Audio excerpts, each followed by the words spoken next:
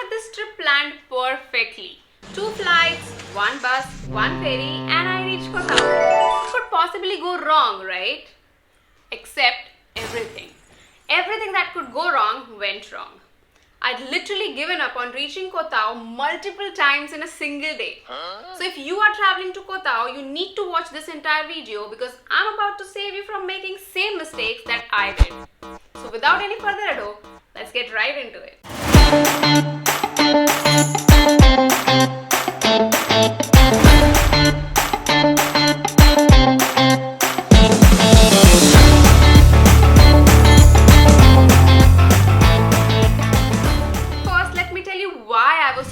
To get to Koh Tao. Because honestly, after what happened, I questioned this decision multiple times.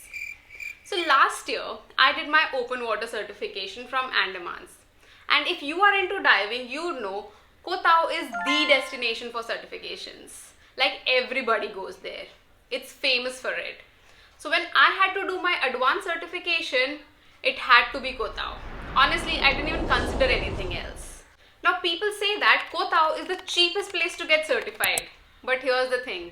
When I compare it with India, it's not that much cheaper. Honestly, I can get the same rates here in Andamans. So I invite all you divers to come and experience Andamans as it offers some really amazing and beautiful dive sites. For me, I wanted to experience some different dive sites, explore another destination, and Koh Tao is supposed to be this beautiful island. Also, I have some different plans for Thailand as well, which I'll cover in my upcoming videos. So yeah, for me, Koh Tao fit the bill perfectly. That's why I was willing to go through this insane journey to get there. And here's what I had planned. Mumbai to Bangkok, 3 hours of transit time, Bangkok to Surat, Thani, and then catch the last ferry to reach Koh Tao. And I had done my research, guys. I'm talking Excel sheets, multiple browser windows, comparing routes, comparing price. I am that person. So I found the route with maximum possible transit time, which will take 18 hours of travel, but would ensure that I reach Koh Tao the very same day. And just 3 hours of transit time? That's plenty. I've got this. Spoiler alert, I did not have this. So the chaos began a day before I was supposed to fly. I get this notification on my phone. My Mumbai to Bangkok flight got delayed by an hour. And I'm like, okay, this is not ideal, but I still got 2 hours of transit time and I think I can work with this. But then, literally the same hour, I get another notification. My Bangkok to Surat Thani flight got preponed by half an hour. And just like that, without me even leaving my house, my 3-hour cushion got reduced to 1.5 hours. And I'm already panicking because my connecting flight isn't even the same airline. Mumbai to Bangkok is Thailand and then Bangkok to Surat Thani is AirAsia. Different airlines, different ticket, different problem. And here's another thing that I want to tell you that added a whole extra layer of stress.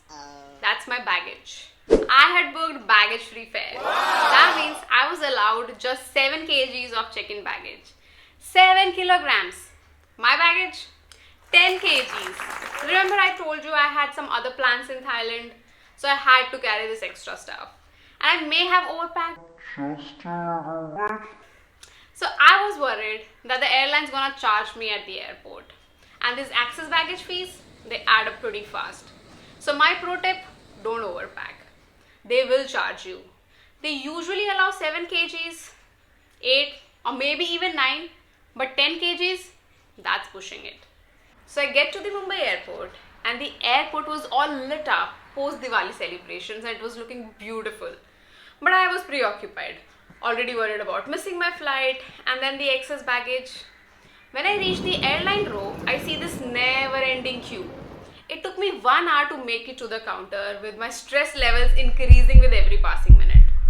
When I reached the counter, I requested the staff to give me some front row seat so that I can quickly push off the plane. And they said no. Because I had web check-in and now they can't change my seat. This is weird. So maybe don't web check-in, guys. I'm trying to negotiate, requesting to talk to their superiors, doing everything that I can.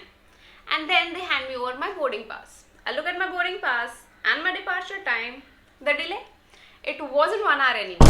It was 3 hours. It was the total transit time that I had. I lost it. I'm like, what? There's no way I'm making to my connecting flights today. I'm gonna miss my last ferry. I'm gonna be stuck in Bangkok. This is over. My trip is ruined. But there's a silver lining to all this chaos. Maybe the staff felt bad for me. Maybe because they couldn't help me much with the flight situation, they chose to overlook that 10 kg baggage. Yay! Usually they would have charged me extra for that 3 kg. But I guess the universe decided to give me this one tiny win in the middle of this disaster. Anyways, I go through the immigration, and at this point, mentally I had given up, like completely. In my head, I was already calculating plan B. Do I fight with Thailand when the plane lands? Or do I just book my own tickets and eat the cost? What do I even do? Do I stay at Surat, Thani, or do I stay back at Bangkok? It was a complete chaos. But there was nothing that I could do at the Mumbai airport. So when it was time, which was 3 hours later than when it was supposed to be, I proceeded for boarding. I reached to my seat, which was in row 23 or 26, somewhere way in the back, because they had rejected my request for front row seat. But here I am, accepting and surrendering to my fate. And then, and I'm not even kidding, just before the takeoff, like 5 minutes before the takeoff, my phone buzzes. Some spam email, I thought. And I don't check my emails very promptly. But as I had nothing to do, I clicked on the notification. My Bangkok to Surat Thani flight also delayed by 45 minutes. 45 minutes! I had 45 minutes of transit time. It was pure magic. Suddenly there was hope. It was slim, but it was there. And that's when I started talking to the flight attendants. Had I not seen that email before the takeoff, I wouldn't have done any efforts to make it to my connecting flight, because in my head I'd already missed it. So the timing of the email was... And the flight attendant, she was really sweet. She said, we'll do everything in our capacity to help you. And that's when she gets her senior. And the moment her senior sees my boarding pass and realizes it's not Thailand, he washes his hands off it. He's like, different flight, can't help. I like, love that for me. And that's when I realized the series of mistakes that I've done. First one is not checking the reviews of Thailand, because this flight is usually delayed by at least 1 hour in best case scenarios. And for me, it had to be the worst case. So yeah, I should have read some reviews and booked my transit accordingly. Second one, trying to reach Koh Tao in a single day from Mumbai. Just don't. Take a night at Bangkok. And had I taken that night at Bangkok, I could have also shopped, eliminating the need for me to carry that excess baggage. So don't try to be an overachiever, be a normal person. And lastly, if you absolutely have to do what I did, then at least book the same airline for both the flights. For me, even that wasn't possible. Because had I booked Thailand for all the way through, then I still would have missed my last ferry to the island. So this chaotic route was literally the only option I had. So finally took off at 3 a.m. And look at this. Isn't Mumbai just beautiful? City lights stretching like a blanket of stars. It was just stunning. And though the flight was pretty packed, there was nobody sitting in my row. So I stretched my legs across all 3 seats and slept like it was business class. I guess universe gives you these little gifts when you need them the most. And honestly, when I completely surrendered, that's when things started to get better for me. The rest of the journey was pretty uneventful. And when it was time to land, they moved me up front. And that's when I realized there were 3 more people in the same situation as I was. But guess what? They had booked the same airline for their connecting flights as well. So Thailand was helping them, just not me. I was on my own for this one. But before I continue with my ordeal, can we just take a pause and appreciate how cute these Nokia's planes are? These adorable little touches. This is what I love about Thailand. Everything has a character, even the airlines. Anyways, so the plane lands and I am running, like full on sprinting through the airport. And here's when I made another mistake. I'm running and I'm also talking to people to see if somebody can help me. I'm making that mental calculation that Do I talk to people to get them to help me, or do I just continue to run? And I chose wrong. Firstly, I went to the transfers where they said that you can't go through here, you need to go through immigration. Then I ran to immigration, lost some time there, but thankfully there was no crowd at the immigration and I was the first one to get stamped, no question asked, and I was through. Another magical moment for me. Then, I don't know what I was thinking.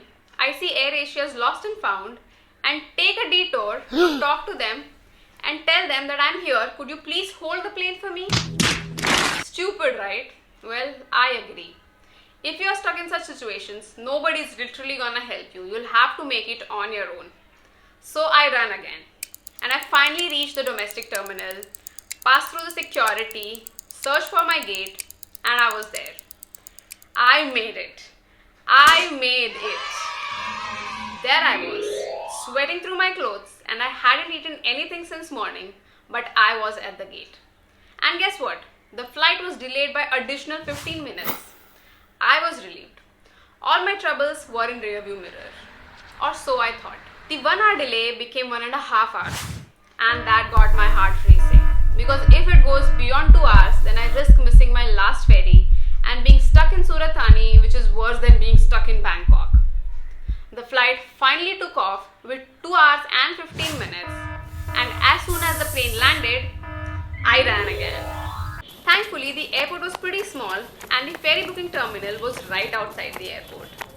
So as soon as I get out of the airport, there's this guy who was trying to sell me taxi transfers to the pier, costing 3,000 baht or something.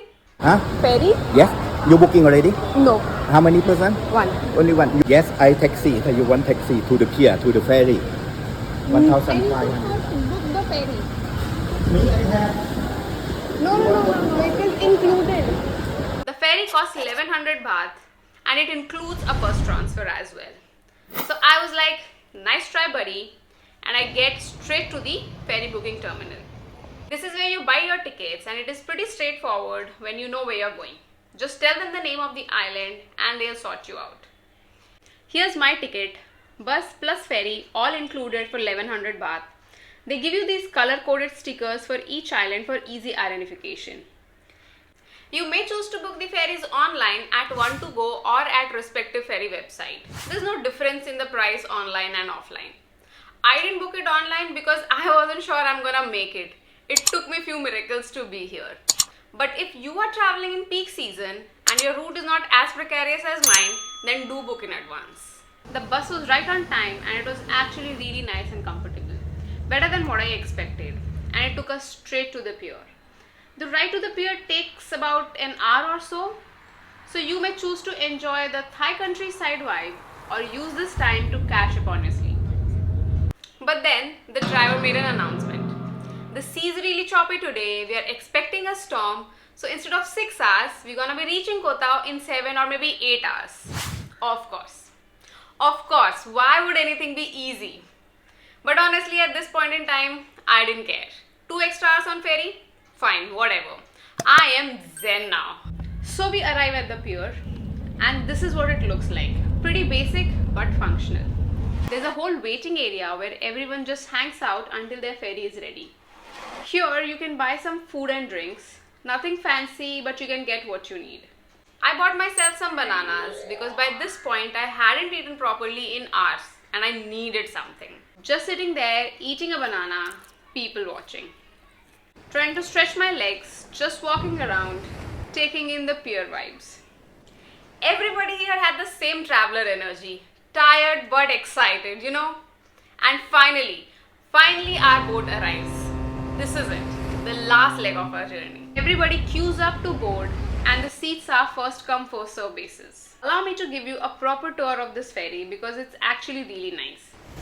This is the upper deck, open air, you can feel the breeze, great for taking photos or just enjoying the views. Then this is the lower deck, air conditioned seating, perfect if you want to escape the heat or just relax in comfort. Plenty of space, clean, well maintained, toilets hopefully good, I didn't use them. And this is the base deck, more sitting options here but no windows unfortunately. The ferry is actually way more spacious than I expected. 3 full levels, and it's not crowded at all considering it isn't peak season. And we are off. I'm standing here on deck and I'm thinking, I actually made it. I'm on my way to Koh Tao. After everything that went wrong today, I'm actually going to make it. Oh, and here's another twist. The ferry stops at Koh Phangan first and people are getting off, and then they make an announcement that this is the last stop for this ferry and those who are going to Koh Tao need to change ferries now. So it wasn't just one ferry, it was actually 2 ferries. But you already know it. At this point, nothing surprises me anymore. So here we go, switching ferries, just another part of the adventure at this point. And this is the new ferry, pretty similar to the last one, just a different boat. Still comfortable, still spacious, and we are in the home stretch now. And you know what? This part of the journey, it was actually beautiful. The stress was gone. I had surrendered to whatever's gonna happen is happen. At this moment, I was just present. Watching the water, feeling the breeze, and just being in the moment. And finally at around 8 p.m, we reached Koh Tao. After 18 hours of travel, I am here. We got off the ferry, and as soon as I stepped out of the pier, I spotted a 7-Eleven. Bless these convenience stores. They're everywhere in Thailand. I quickly grabbed some sandwiches because I have no energy to go out and eat now. So I took a parcel and headed towards my hotel. The hotel was just 300 meters away from the pier, so I walked. And here it is. Going to my room. Look at these figurines. It's definitely unique, very quirky, very Thailand. Not what I expected in a resort, but kind of charming in its own weird way.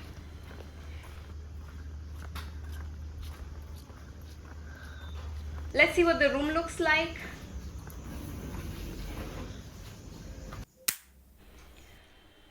Okay, so the room is pretty dull, greyish walls, very basic setup, nothing fancy. It's not the Instagram worthy hotel room I might have imagined. But you know what? I don't care, not even a little bit. I was there, I was safe, I had food and I had a bed. Aur kya chahiye life mein? After everything that went today, the stress, the delays, the uncertainty, the running, I was exactly where I wanted to be. I thanked all possible gods I could think of and just collapsed. So this was day 1. 19 hours of absolute chaos to reach to Koh Tao. And if you are planning to travel here, then here are the mistakes that I did but you can avoid. Starting with, don't try to do it in one day from India. Take a layover in Bangkok. Be kind to yourself. Seriously. Had I taken a layover at Bangkok, it would have solved half of my problems. Then secondly, book the same airline for connecting flights if you possibly can. Don't check in baggage if you are on a tight connection. And of course, the sea can be choppy, so add buffer time to your plans. Research your transport options so you don't get scammed at Surat, Thani. And you already know the best one. It wasn't the smooth, perfectly planned journey it was supposed to be. It was messy, it was stressful, and it was chaotic. But in the end, somehow everything worked out. And honestly, it was much better than I expected. Because now I have this story, I have these memories, and now I know that I can handle much more than I think I can. And finally, I am in Koh Tao, ready to start my advanced open water journey. Day 1 nearly broke me, but it also taught me to trust the journey especially when nothing goes as per the plan. So yeah, here I was, and the adventure is just beginning. If this video helped you, or you have had some similar travel disasters, then drop them in comment box because I want to hear your stories. Hit that subscribe button because there's so much more to share on this Thailand journey, and I promise the rest of the Koh Tao days are much less chaotic. I'll see you in the next one where I actually enjoy this island and dive into some magical world. Until then, keep moving forward one footprint at a time. Ciao!